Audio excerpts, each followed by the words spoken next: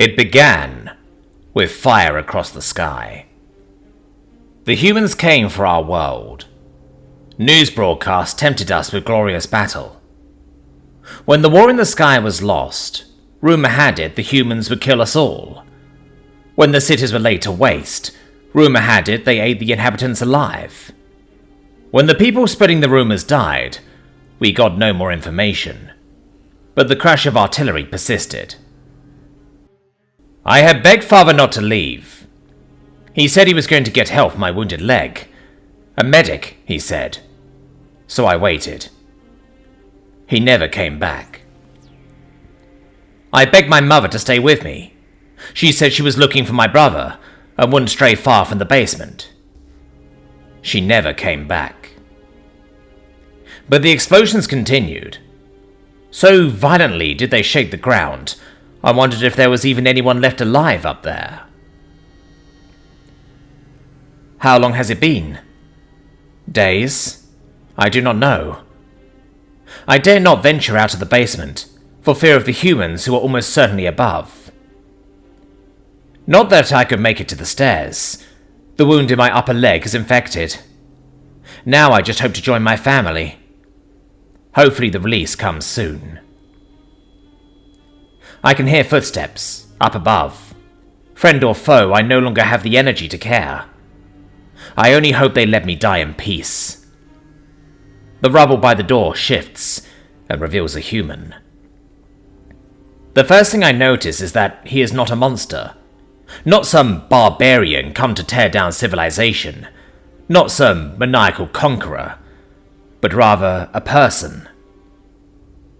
Never once did it cross my mind that the humans were people as well. He speaks to me in a foreign tongue. His eyes look weary, tired. I've seen that same look in our retreating soldiers before I hid in the basement. He looks tired. Blood stains his face, and the deeper red belonging to my species stains his power armor. His helmet has been blasted off, and hangs loosely in his grip. Having observed me, he exhales and walks over. Panicking, I try to move back, but he simply shushes me and takes interest in my leg. Then, reaching into his pack, he reveals what appears to be a first aid kit. We sat there for a while. My eyes never left him, while he seemed altogether unfazed. He disinfected, then bandaged my leg. Then he handed me water. Unable to decline, and it being obvious that his intention was not to kill, I gratefully took it and downed it all. We waited. The barrage continued. It seemed the soldier had come in here for shelter. When the barrage ceased, at least temporarily, he pulled me up onto my feet, but I quickly fell over. The pain was too great. So he carried me. I hadn't been carried for years at this point, since I'd grown too large for my parents to do it anymore, and I was no longer a hatchling. And so, he hefted me in 2 arms, and carried me out of the basement. The light of day was blinding, but welcome. The dry air was tainted with the smell of charred flesh and burning fire. Thick smoke flowed over what was once my town. Now only death remained.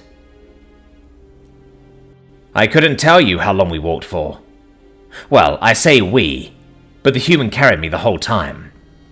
A staggering feat by itself. The harsh sun of my arid planet bore down on us. The sound of gunfire seemed to linger in the distance no matter how far we travelled, perhaps carried by the wind. The human never stopped, not for a break or to sleep. He, I think it was a male, just kept walking at the same steady pace, small eyes set on some invisible point of the horizon. He seemed to know where he was going.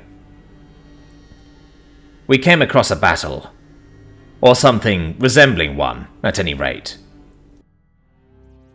For the most part, it seemed to just be 2 indistinguishable sides, pounding each other from the safety of their bunkers.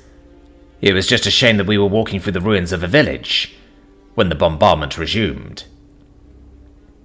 a soft whistle in the air, and suddenly shells smashed the ground all around us.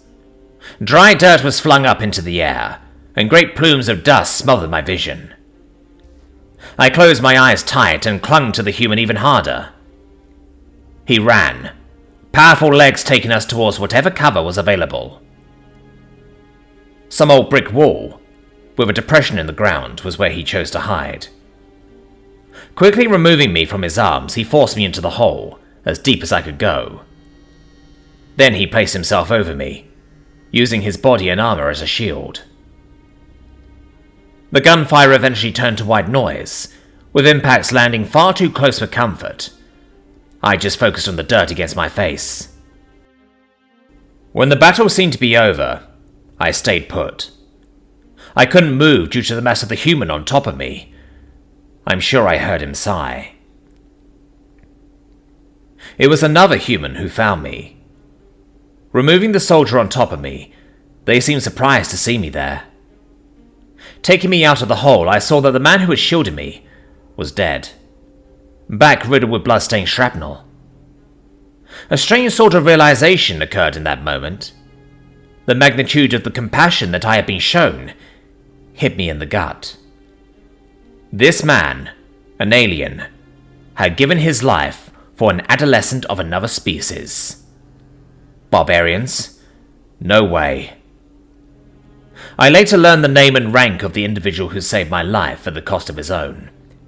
We lost the war, something everyone had known would happen but refused to say out loud. It was a bloody and fruitless affair.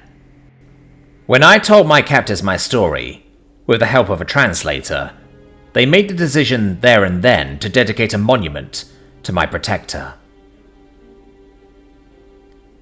A metal statue, life-size, now graces the spot where we hid.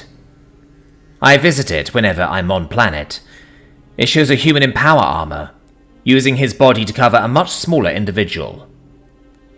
A plaque adorns the base of the statue, in 2 languages, reading, "War knows no nation. This memorial is dedicated to those who never came home."